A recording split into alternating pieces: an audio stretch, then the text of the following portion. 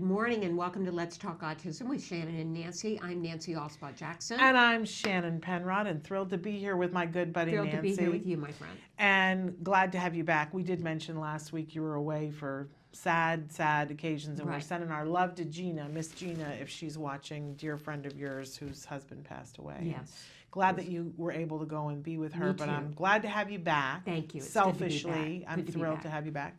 And we got a lot to cover in this show. We do. We've got 3 fabulous, powerful guests that are going to be with Hall us. from the Miracle Project will be here. We love and her. Lori Rubin-Haber and Linda Pedrera from Raising Ross, a book that's come out about you've got the raising an book right autistic there? son. Yeah. Yes, a very interesting book meant to be an inspiration to families.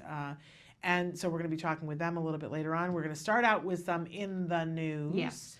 And should we start with the theme parks? Yes, Start with yeah. the best of the best news? Right. Because summer is upon us, almost. Almost, I know, Almost. which strikes fear in the heart of me and many other moms. Yes, and I'm in the other camp where I'm like, whoa, it's almost summer, because I'm a control freak.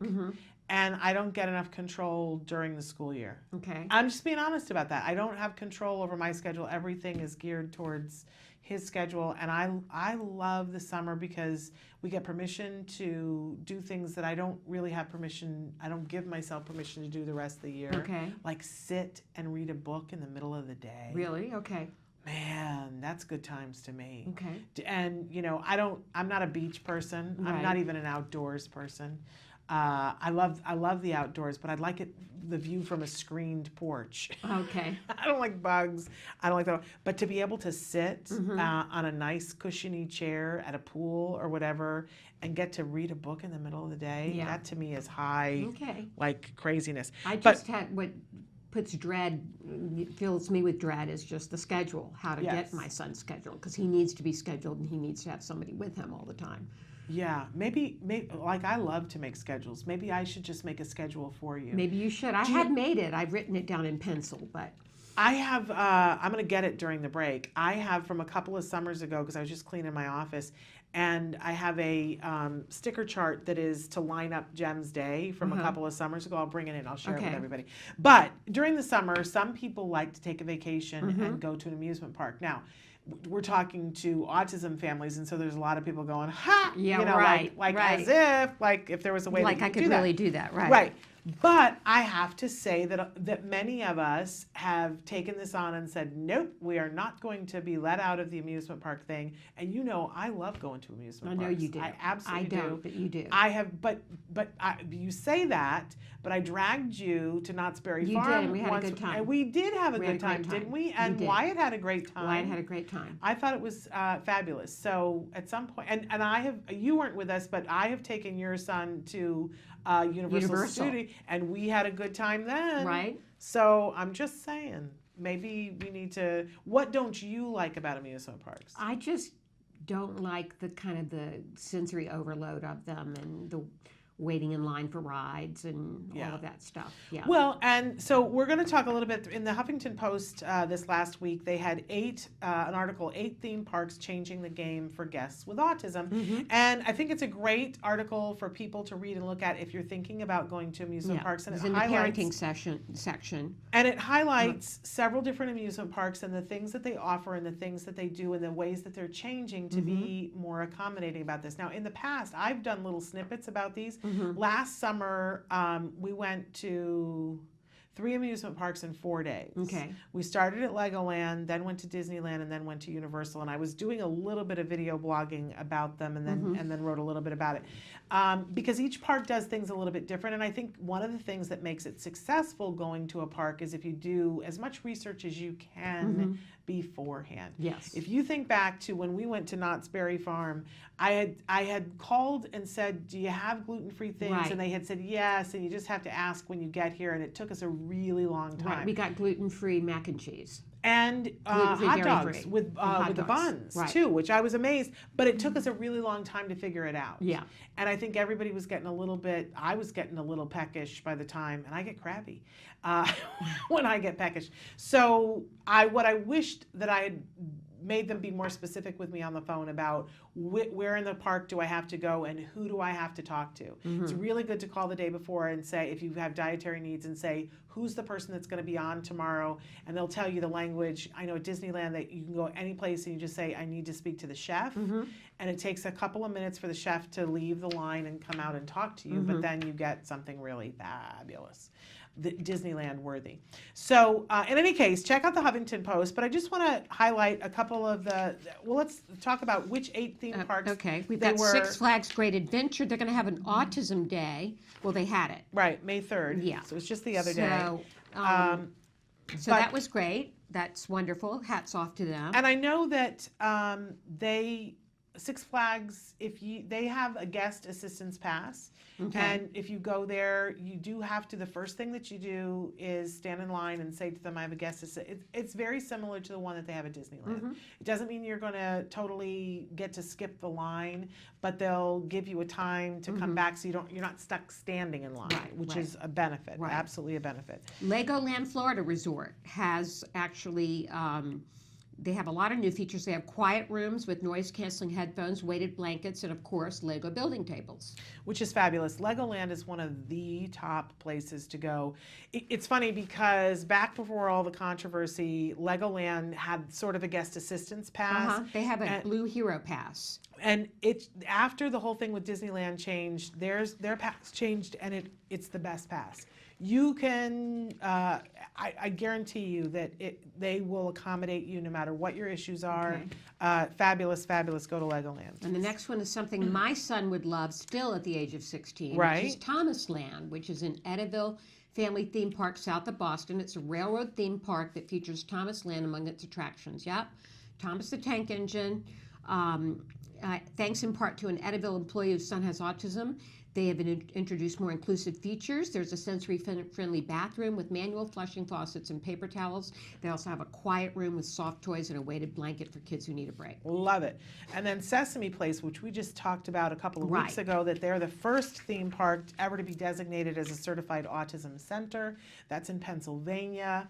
And they're being very mindful as they put things into the park about making it inclusive for everybody. We absolutely love that. They have the low sensory parade viewing, and they have meet and greets specifically with different characters. So love Sesame Place. Now, I've never heard of Morgan's Wonderland. Had you ever heard of them? No, I have not. They're in San Antonio, and it's an inclusive theme park. And I think probably at some point we need to do a story on them.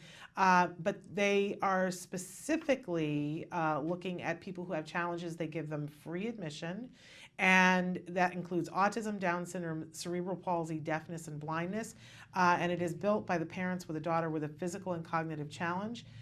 So the park is specifically geared towards kids with special needs. We absolutely love it. It also, they have a water park where the water can be warmed for guests if it's too cold. How amazing is that? That's great. Absolutely love that. Dollywood, I was impressed to see Dollywood on the list. How fabulous is that? They have a calming room. Right. Absolutely love that. Holiday World in Santa Claus, Indiana, which I didn't know there was such a thing. Don't we need to go there? Yeah. I think that sounds fabulous. Lots of different things that they have. They also feature an annual play day there. And then the last one on their list is a place called Smuggler's Notch Resort, excuse me, in Vermont. Never been there either. All these little theme parks that I have no knowledge of. But they will tailor guest experience based on their needs. And they also include opportunities for socializing and seasonal activities like arts and crafts, guided hiking, kayaking, and skiing and snowboarding in Smuggler's Notch. So absolutely love that. Notice that Disneyland and Disney resorts are not on this list, which I think is a shame because for so long they were at the forefront. I will say that I've been to Disneyland many times since they changed the guest assistance pass, and it is infinitely doable. It's not what it was. It is harder for families, and you have to plan like you are a general and you're fighting a land war in Asia. Okay. You do. But if you can, then it's a very pleasurable experience and you can appreciate the park. But don't go the day of and think that you're going to be able to figure it out and make it work.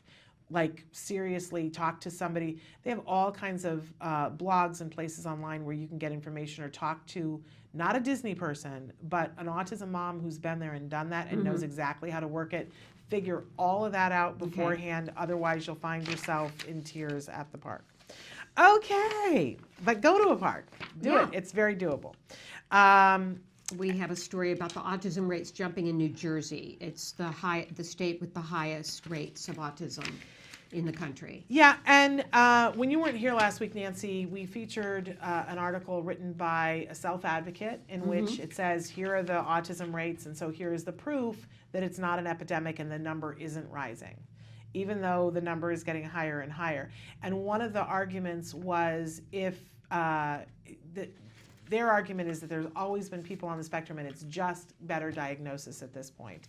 Well, but if that's this the article case, says that's not true, actually. I'm saying this other article, and the reason why I wanted to include this one today is if it was better diagnosis, what are we saying? That in New Jersey they're just supercharged? Right. That they have better diagnosis there than any place else? Why is it changing so much in New Jersey? It's 1 in 34 children in New Jersey.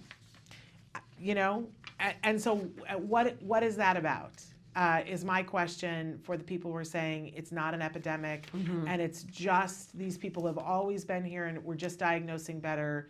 Who are the people that are pumping out these incredible psychologists in New Jersey that just seem to be able to diagnose so much better than anyone else? Right, exactly. Like, you know, what's up with that? Okay, so there's that.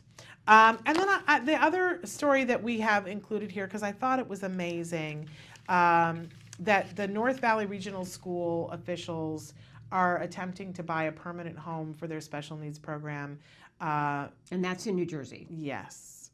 So, and I think that is it in New Jersey? I actually don't know that for sure. Yes, it says, this is out of New Jersey. So it says, where it's northjersey.com is who the article, the photo was from. But Bergen County, isn't that New Jersey?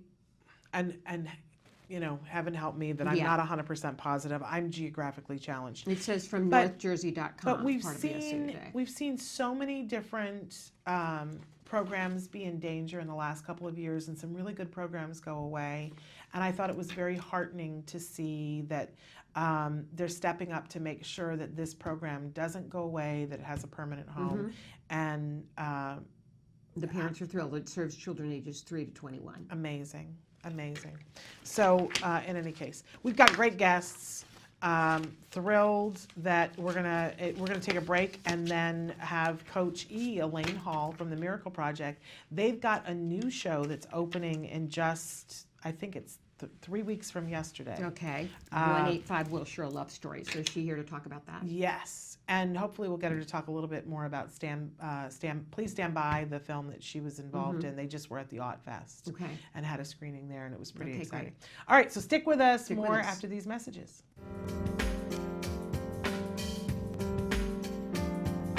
Hi, I'm Kara Kaczynski, the Pocket Occupational Therapist, and we're here in Dallas, Texas at the Future Horizons Autism Super Conference. So the book is the Special Needs School Survival Guide, and it's everything you wanted to know about school.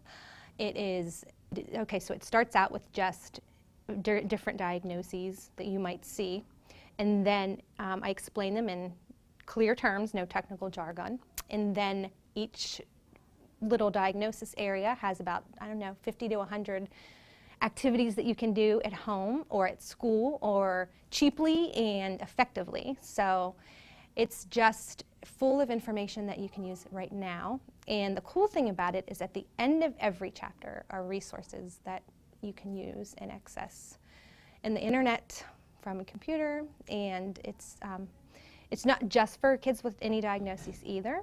It's for kids that are just having trouble with handwriting or with dressing in school or transitions too.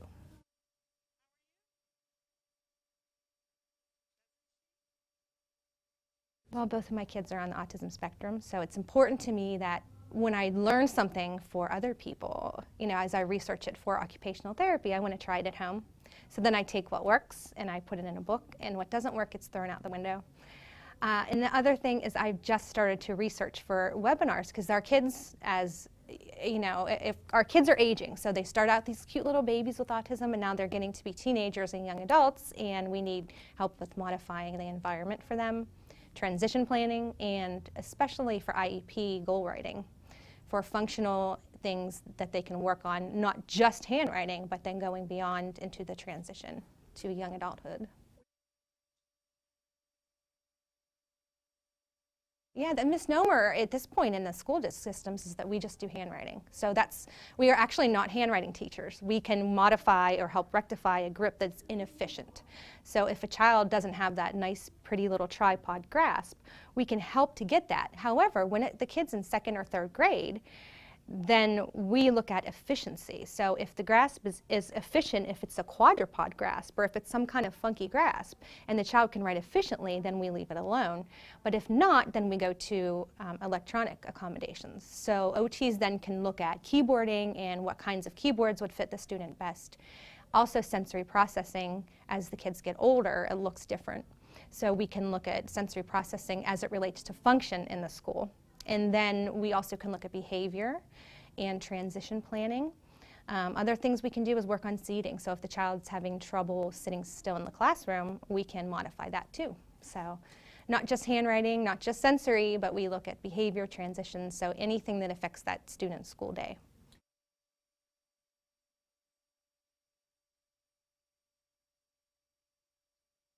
Right, so that's a really good question because sensory processing disorder did not make it into the last DSM, which is the way that medical professionals classify disorders.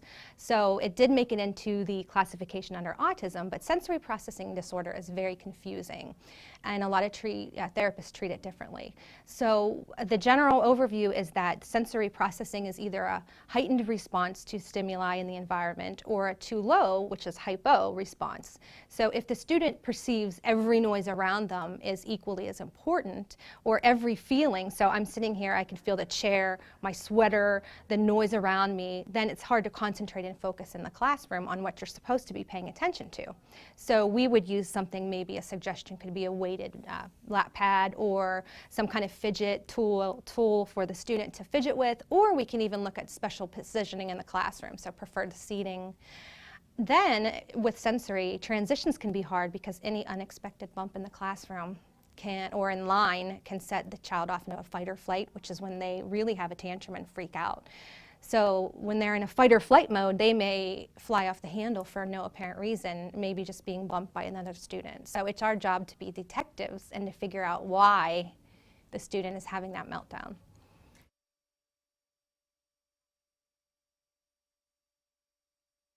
So my CDs were created for my own kids my son in kindergarten didn't like the fire drills. So he was afraid to even step foot into the classroom because the fire alarm may sound. Of course, the school's not going to say, oh, let's just set off the fire alarm for your son, Bob. So we thought, where can we get a fire alarm? So we went into a recording studio and picked a whole plethora of sounds that you couldn't control, fireworks, thunder, sirens, and we put them on a CD, and I wrote nursery rhymes, changing the words to blender, blender, it's okay, or different little Mary Had a Little Lamb is something to do with thunder. So they're kind of fun, and that way the student can control the volume of the sound. It's not a listening therapy, there's no headphones involved. It's just a fun way to control sounds that you normally couldn't control. So they're for sale at my website, thepocketot.com.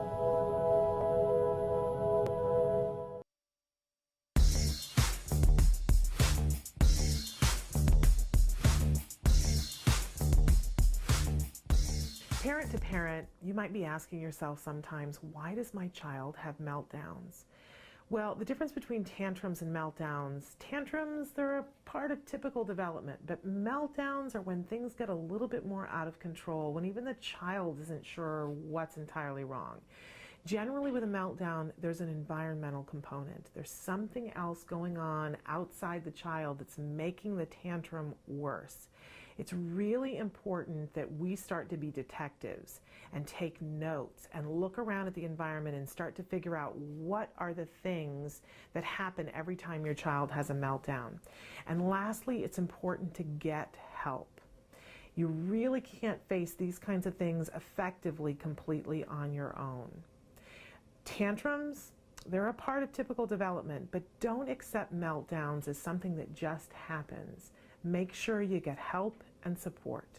You might be asking yourself if your child has autism. Here we go. And we are back. Well, Elaine's swigging down some water. We caught her. We caught you. Uh-oh. You've been caught. We're back with Elaine Hall, the founder and executive artistic director of the Miracle Project, mother of a non-speaking autistic son, and a pioneer in the use of inclusive theater and film to bring out the often unheard voices of individuals with autism and all abilities. Hi, Elaine. Amen to that. Hi. You are the queen of that. Amazing. And we want to start by talking about, you guys have a new show at the Miracle Project that's opening in just a couple of weeks. Tell us what the show is and all the details. So our new show is opening on May 31st at the Wallace Annenberg Center for the Performing Arts in Beverly Hills. Okay. And the title is 185 Wilshire, A Love Story. And tell us what it's about. 185 Wilshire, A Love Story is about young people with autism looking for love. Okay. It's so interesting. I had a text the other day from a young man with Asperger's talking about how difficult this dating thing is. That's exactly what we tackle. And the show, we started in September with just an idea that we wanted to do something about love and trust and independence. And we had the students improvise who they really were and what they were feeling about those topics. Then we took all their thoughts and ideas and expressions and feelings and created this original musical Which is lovely. that really shares their truth, which is exactly, I mean, the world of dating, I mean, when you think about it, it's kind of fake and false, the typical world. Like there's rules and there's games that you play and there's books to read. And what our protagonist discovers is that it's really about self-love first. It's about accepting and appreciating who we are and then finding someone who sees us for who we are. And so we go through it's Dominique Brown, who you've had on your show before. So we go through his journey as a young man with Asperger, with autism, and his mom and dad and sister. So we have a whole sibling thing going. We have mom and dad needing to let go but wanting to hold on, all the things that we experience as moms. And the realization that for the young adult that he will always be somewhat dependent, but how does he find that independence within that interdependence? Love it. So we explore that, and finding love first in all the wrong places, and having his new friends teach him about dating, and it's all wrong, and he messes up. So there's all kinds of real life situations, just like the young man was talking about, that you know, and then really realizing that, who do I feel the most comfortable with? Who do I feel the most connected with? And that's can go from there into, oh, maybe this is the person I should be dating. Love it. And you're having a gala, right? We're having a gala. Tell It's us so about exciting. Our gala is on May 31st, and we are honoring just some phenomenal individuals who have been incredible supporters of the Miracle Project. First, Julie Weil and Beth Tischler, who are were our past co-presidents of the Miracle Project and Project Miracle and our foundation, and they helped us be where we are today. They really set us up as a strong organization, able to take funds and really be able to be of service to the community, and that's Julie and Beth. And then we're honoring Sasha Alpert. She is a producer at Boone & Murray Productions, and it was her vision that was able to produce Autism the Musical and get it to where it is, and Boone & Murray in their editing process, and sell Autism the Musical for 2 seasons to HBO. Amazing. So we want to honor her because that Right, really that was the beginning of so much for you. it was the beginning. And then Gail Williamson, who is a talent agent, Yeah. and she's representing a number of our kids. That's and great. She's just been so phenomenal in the disability world. So. Right. Well, that kind of dovetails into it's been a very exciting year in the autism world, and especially in terms of Hollywood and actors on the spectrum being hired, and you've been a big part of that. We had you on the show before to talk about the movie Please Stand By, Yes. and that you were on set coaching, and there were several actors from the Miracle Project there, but there's been more that's been happening with that. You guys were just at AutFest, and there's season 2 of Atypical coming out, and there's so much to talk about there. So how have you been involved? How have some of the students from Miracle Project been involved with all that? So Shannon, it's been incredibly exciting. And, It is. April Autism Awareness Month, we just returned from the United Nations, where I moderated a panel on exactly what you're saying, the media and autism. And this year's theme at the UN was Women and Autism, and it was just phenomenal. And part of the panel were 2 students from the Miracle Project. Yes, who were they? Brittany Sanders and Dominique Brown. Okay. And so individuals with autism who were on in the film Please Stand By. So that was incredible. And then a number of our young people are getting work in the business. Yes. Kobe, who you know was on The Good Doctor. Yes, Kobe and Bird. Kobe Bird. And then I've been so blessed to be coaching on the set of Atypical. Okay. So, pardon me. And that has been really extraordinary. And for people who haven't watched, there is season 1 that's available right now on Netflix for Atypical. It does deal with some very mature topics, so people have to be mindful about which kids that they want to watch, because the main character is a teenage boy who has decided that he would like to have a relationship that would involve sexual things, various and sundry sexual things, Right. The full gamut. And that's a very touchy subject, but I am so proud that it is being covered in a format in which our kids can see it. I think it's amazing. We've had Rabia Rashid on the show, the amazing creator. I also love how the story tells what the siblings' point of view is. What a great thing. And I am thrilled. Last year they had Anthony Hawkes on the show, who is an actor who's on the autism spectrum. And it seems like in season 2, they decided not to double down, but to quadruple down. So talk to us about who's going to be in season 2. Okay, well, so I have to be a little bit. Do we have to be? Just a little Typical? bit, but Okay. because I can't wait to come back on Okay. before the season begins. Okay. Do we And then know I when can that tell you is? more. So I'm not sure. It'll be Okay. sometime either late August or the fall. Okay. What I am privileged to say is that Atypical season 2 will have a whole group of young adults with autism. Oh, wow.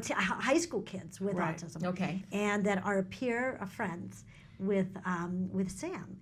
And I love the show. I love the show from the beginning. And after working on the set, I love it even more because Rabia, Mary, all the producers from the top down, they walk their talk. They are just phenomenal human beings with such integrity and desire to present authenticity. Casey Wilson, who from Saturday Night Live, is on the show and plays a peer group facilitator, and she actually came to the Miracle Project last night Oh, interesting. That's great. and That's a did wonderful thing. improv with our students and gave feedback for 185 Wilshire A Love Story. So she's just an amazing human being, and every single person, from the AD to the PA to the craft service to every single person. They're just wonderful people. And I want everyone to catch up on season 1. Yes. So you'll be ready for season 2. Okay. Absolutely. All right. Yeah. Atypical. And we we were all at the AutFest because Yes. Please Stand By was there, and also the cast of Atypical was there. So, we're on the red carpet with Kobe Bird interviewing people, and there were several people that he was interviewing, young actors who were saying that they were part of the peer group. So while maybe we can't tell you, you can go and look at our coverage of that. What was amazing to me is that I think a lot of people in the autism community have gotten so used to what the norm was that they were watching Kobe interview a young actress who is in that peer group, and they wrote in and they said, people with autism should be doing this. You should have hired people with autism to do this. And then everybody wrote back and said, pay attention, both of these people are. And it was such a watershed moment for us. We were like, yeah, no, that's exactly what you're watching.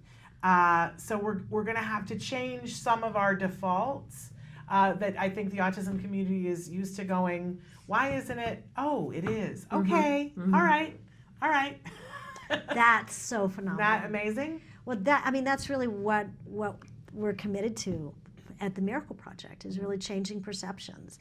And Kobe, when he started, was very shy, very reserved, and he's grown and blossomed through theater, through music, and so many of our students. And I think that's something that I've been very involved in. The disability awareness in Hollywood, and what people don't realize is that all our young people with autism need is a chance and training. Now, this is something that's really important, and I'm not trying to plug us, but training anywhere really, because many programs, typical programs, don't understand the processing differences that our friends with autism have. And so they may not do well in a traditional acting class or singing class or movement class. And so what we're able to provide is really tuning into who that person is so that they can evolve to who they are intrinsically and allow them to blossom. And I think any program that is able to bring that out, you'll see more and more and more actors with autism. Absolutely. In interviewing on red carpets and having lead roles in shows, and there's more happening. It's incredibly exciting, and but you are really at the forefront of this, Elaine. You have been at the forefront of this, and it must be nice that you're seeing not only your vision of this come to fruition, but to see the progression of these kids and how much progress they make. We know now that your program is evidence-based, that there is science behind it that shows that kids do make progress, so much so that you now have a social skills program. Tell us a little bit about that.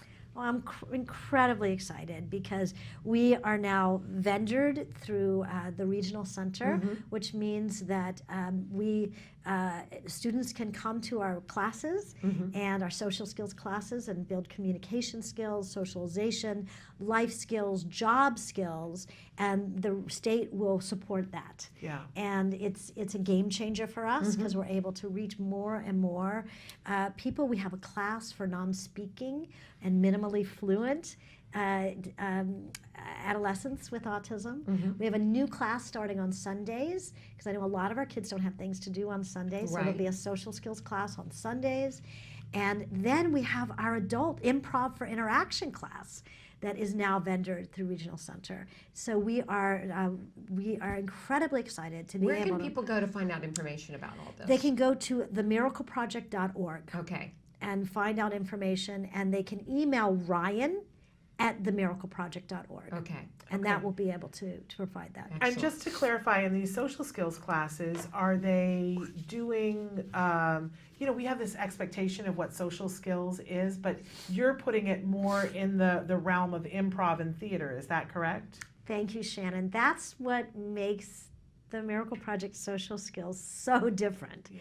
Is that it's not about walk into a room and say hello. We don't do that. Our classes are integrated with all abilities, neurotypical and individuals with disabilities. So the peer role models mentor social skills. And we have the neurotypicals enter our world. Right. So then the neurotypicals gain understanding and compassion and curiosity and friends with those with and without autism. Yeah. And It's fun. I mean, we have kids that just talk about it all week long, and that's their favorite day of the week because we use movement and music and theater games and jokes, and we play around with when you're being annoying and when you're not being annoying, but they're in charge. So it's a real joyous way and natural way to learn social skills and job interview skills and work skills.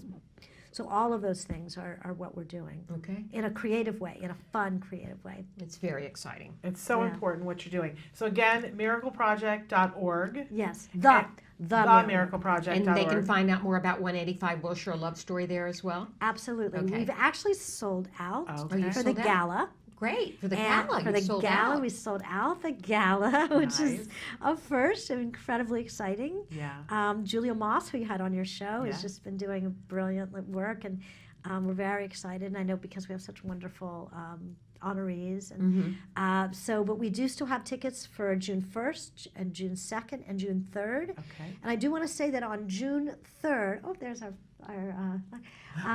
on June 3rd, which is a Sunday, we do have a sensory-friendly performance, which means that the lights will be dimmed and the theater will be open for people to walk in and out. So if your child's first experience will be coming to a theater, the Wallace is very open, and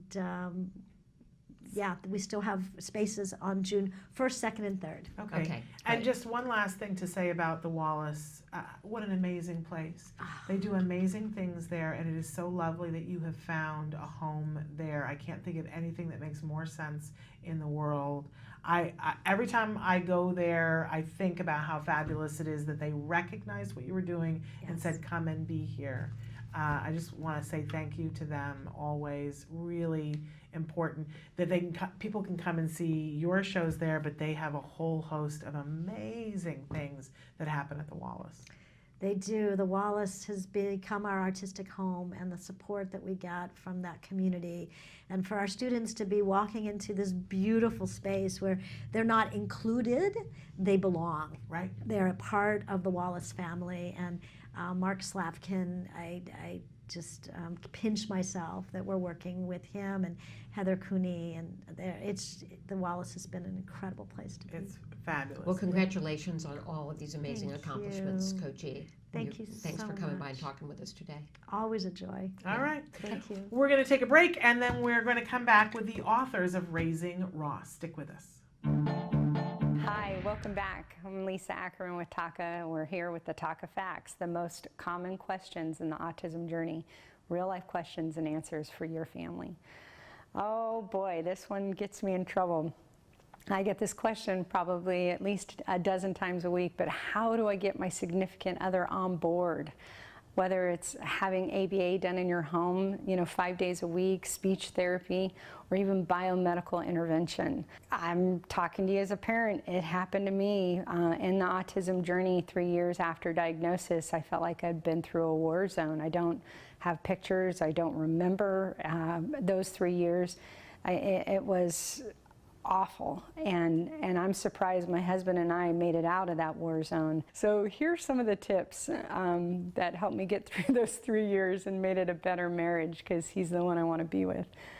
First thing you need to do, and this goes for dudes and chicks, replace all the bathroom reading material. Now, whether you just had an independent evaluation with a neuropsychologist, or you just went to your doctor, your MAPS doctor, to help your child get through some serious medical issues, replace the labs, replace the neuropsych eval, and put that all in the bathroom. That's where we do our best reading and thinking, after all. It's one of the most simplistic things that you can do, but literally replace all the bathroom reading material. 2, very important that twice a year you have a meeting and you schedule it with your spouse to say, we're going to do the next 6 months of planning, whether it's just create a quick list, identify the issues or the self-stimulatory behavior or the things that you need to do to help your child with autism make the project. Let me give you an example. we created the Man Project. My son was becoming a teenager, and we found ourselves living a little bit in a rut, babying him a little too much. So what we did was we created a Man Project, and we identified a list of the skills and the things that we wanted my son or our son to learn. We agreed to it, and then we came up with a plan that we could activate over the next 6 months. And my next favorite. Don't forget to have sex with your spouse. Often you will feel disconnected with the person that you love. And if you're not connected with them, you're not connected with them in that way. You're not connecting with them in your autism journey.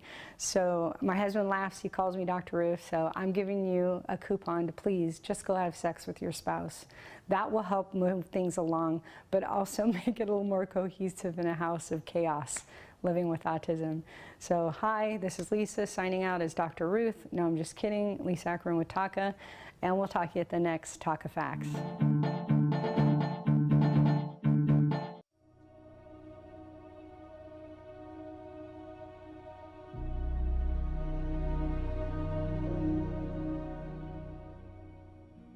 Hello, fellow activists. Last week, we talked about the first step to empowerment. Accept and embrace this challenge. Sometimes you have people that support you in your denial. Maybe it's your husband, maybe it's your mother. When I expressed my concern to my pediatrician about Wyatt losing language around the age of 2, his response, maybe he's a late talker, he's a boy. Let's wait and see. But what about the temper tantrums? What about the fact that he put his head through the kitchen window? What about the bite marks and scratches all over my arms and chest? He said he's probably just frustrated that he can't express himself. Let's wait and see. But autism doesn't afford us that luxury. Of course, I was relieved with my pediatrician's reassurances, but I should have gone with my gut, because if I had, I could have gotten a diagnosis 2 years earlier. And I lost 2 valuable years that could have been spent on early intervention. And finally, when Wyatt was diagnosed, he was misdiagnosed. But of course, part of that was my problem too. I lied in a lot of those parent questionnaires so things looked better. I can't turn back the hands of time, but I can recommend that you face this challenge head on. Denial prevents us from walking a path we eventually will have to walk anyway. The sooner you face the truth, the sooner you can help your child. Until next time, take care of yourself and keep the faith.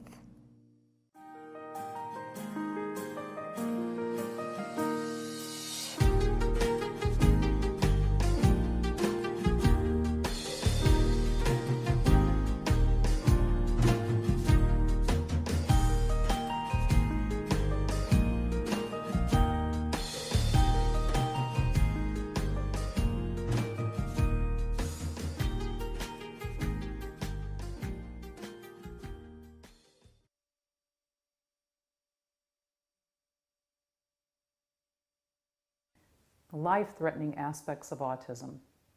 Unfortunately, autism can be a life-threatening condition.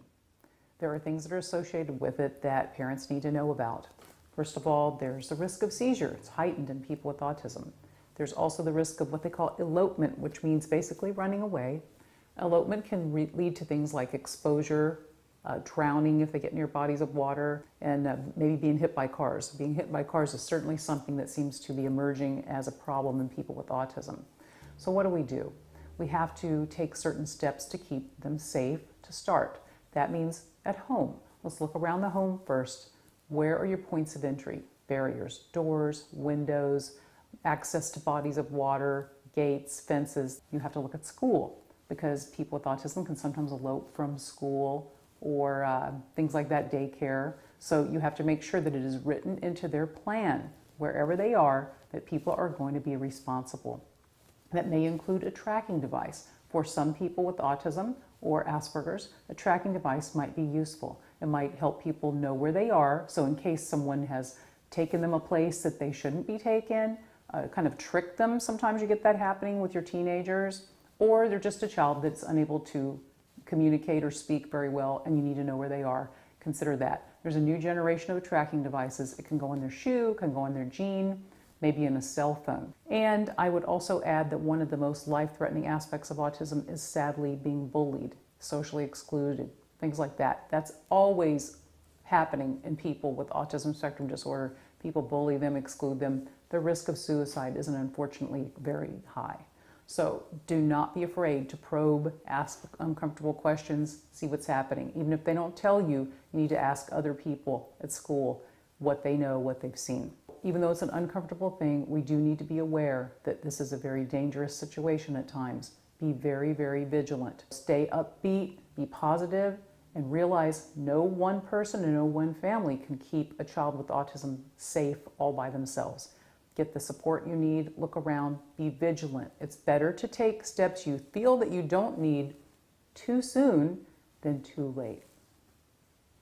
Welcome back. And we're back. That was great having Coach E on and hearing about all of her accomplishments. And during the break, we were attempting to get the co-authors of Raising Ross on Skype, and it's tragic and we're really upset about it, but Skype is not our friend today. No. It was not on their end. It's they were ready to go. They were ready to go, and we're going to have to reschedule with them because we wanted to make sure that you guys could hear and see them, and we weren't able to do either. And it's such a worthy book. I read it last night, and it's called Raising Ross, and it's written by Lori Rubin Haber about her journey with her son Ross, who's now a young adult. And it covers every step of the way. There, it's a picture of them together, and all of the advocacy she did on his behalf, and her journey, which is meant to encourage and inspire. So we're going to have her back on with Linda Pedrera, who is the co-author. We're going to reschedule that interview so you can see it. But it is a very good read. They're wonderful writers, and I particularly thought that some of the very realistic talk about having to take care of yourself was particularly inspirational. Want to encourage, if you're needing something to read and really be able to say, okay, somebody else can do this, I can do this. This is a great, great read. You can get it on Amazon right now, Raising Ross. And we will reschedule and have them back on the show. But really a lovely book. Now you have your own project coming up. Well, let's talk about that for a minute. So we were talking with Coach E that I do have a one-woman show called the Autism Monologues that is opening. It's called First Preview, but it's considered the opening is May 31st. And there's a total of 5 performances in the month of June. And but this was really something that, I guess the initial kernel from me, I do a lot of speaking, and people were saying to me, you should do a TED Talk, and I was like, well, what would that look like? And I found that there were things that I wanted to say and do, and I started thinking maybe it's a one-woman show, and I mentioned that to you, and you said, hey, I've got these ideas too, maybe we should do a 2-person show. But I'm a paranoid puss, and we were just saying, one of the things that I said in the beginning was, let's make sure that we can separate it out, because I've been in things before where somebody has to leave for summer, and I really thought it would be me that would have to leave. And so you and I started working with this idea, this kernel of an idea, and of course, stuff happened. To both of us, stuff happened. And my best friend's husband passed away, and I had to go out of town for a little bit. Well, but I mean, before that, years ago, Reed got sick, her husband got sick, and he died. So we kept, saying, we want to do this, we want to do this. And then I was just sharing that because I had a tumor that had to be removed from my uterus in December. And everybody that I talked to about, it wasn't a fibroid, but it was a tumor. And everybody that I talked to who was like, it's going to be okay, and it wasn't cancer, said to me that women, this is something your bodies do because it's like your body trying to create a baby without, you're too old to have a baby, but it's trying to create because it's unspent creativity. That's so interesting. Like 5 people said to me, what creativity thing has been on your plate that's been poking you in the back that you have not done? And I said, okay, I know exactly what it is. So we had talked about being at the Hollywood Fringe, and you had graciously said, this is not my time. And you stepped aside and gave me permission to go on my own, and I did. So, but I was just saying that I don't know that at some point it's not going to go back to being a 2-person show. It could be, depending on what your schedule is and what. But for the moment, I'm doing these 5 performances, and it really is like if you cracked my head open and looked at the crazy ways that I look at being an autism mother, that's what it is. Okay. And where, you know, because it's all crazy town to me. And all the things maybe that I don't get the opportunity to do and say here, I'm taking those on. Okay. And with 5 performances, we're almost sold out, so I have to say that. Congratulations. But if people do, there are a few tickets left for 2 of the performances in the middle of June, and you can go to HollywoodFringe.org, I think it is. It's the Hollywood Fringe Festival, and the name of the show is The Autism Monologues, and you can get tickets. They're $12, so very affordable. It's right affordable. around the price of a movie ticket. So well, there's I'm that. very proud of you, my friend. I admire what you've done. Well, thank you, and I'm proud of you too. It takes a lot to say, here's this thing that I was going to be involved with, but this is not the time, and you go on without me. That takes a lot.